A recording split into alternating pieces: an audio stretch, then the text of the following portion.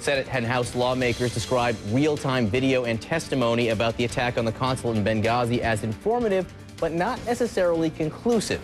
Senators say the video combines surveillance and drone footage, and a source familiar with the House committee hearing said the video includes shots of Ambassador Christopher Stevens being dragged out of the building.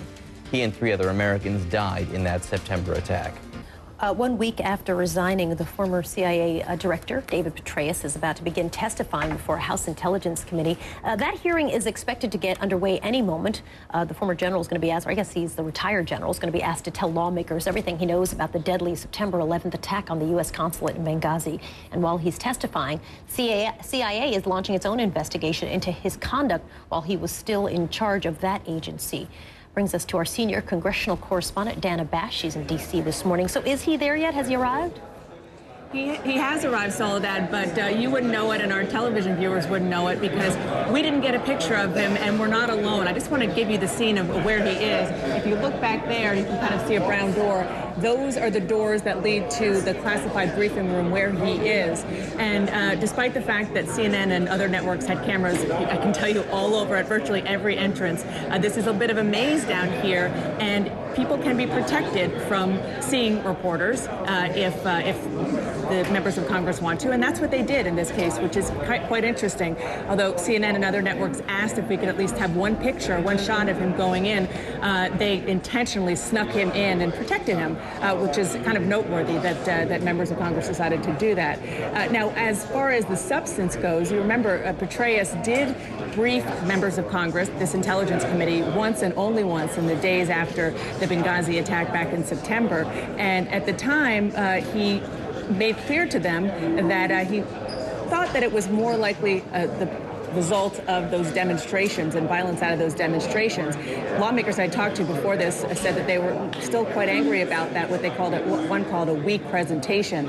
So you can be sure those are going to be some of the questions there. More broadly, our Barbara Starr got from a source close to Petraeus that he is going to come in and say that he did initially hear that it was Ansar al-Sharia, which is a loosely affiliated radical Islamist group, but at the same time he was also hearing intelligence reports, multiple intelligence reports, that the violence was stemming from the demonstrations. So he's going to have to explain that, kind of square that circle when he's in here today, and that's the main reason why they wanted him to come in, also because he has since been to Libya, so they want to get that trip report from him, despite the fact that he's no longer at the CIA.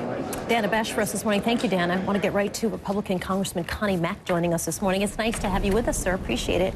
Thank you so much. You heard Dana say just a moment ago on reporting from our Barbara Starr at the Pentagon that we're expecting that the retired general is going to testify that immediately there was a sense that there was this radical Islamist group that was responsible, but there was at the same time a stream of intelligence that might have suggested that there was this anti-Islamic video that was playing a role in some way.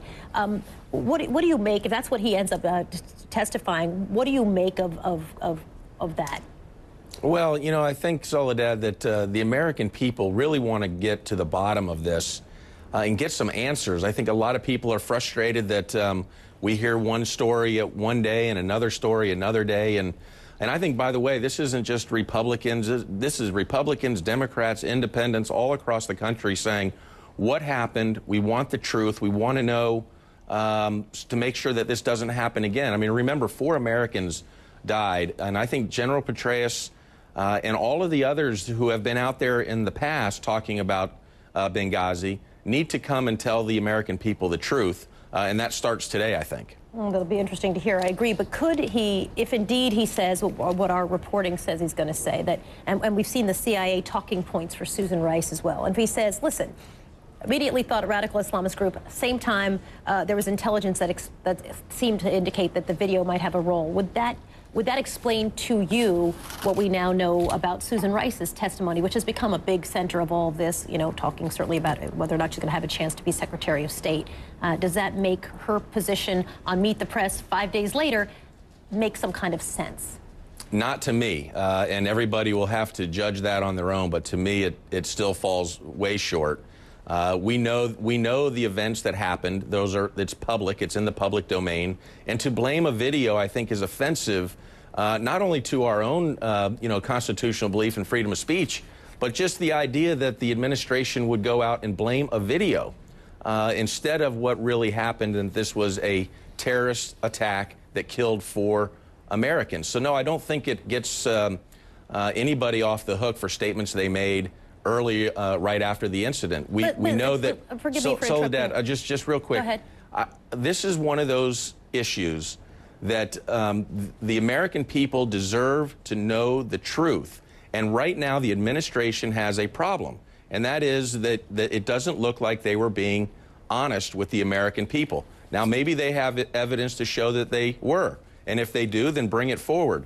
But right now, this is a big problem for the administration. It looks like they were spinning a story that just wasn't true. Or is it a problem for, in fact, General Petraeus? Because, again, assuming he's going to testify, as we have been told that he's going to testify, that video would come from the CIA. And we also have those CIA talking points for Susan Rice, comes to us from CBS News, that read that the demonstrations were spontaneously inspired by the protests at the U.S. Embassy in Cairo, evolved into a direct assault. I mean, it's very consistent. So doesn't all of that point at, and I agree with you 150%, everybody, wants to understand exactly what happened, but doesn't this seem to vindicate her role when it's the CIA talking points that were given to Susan Rice?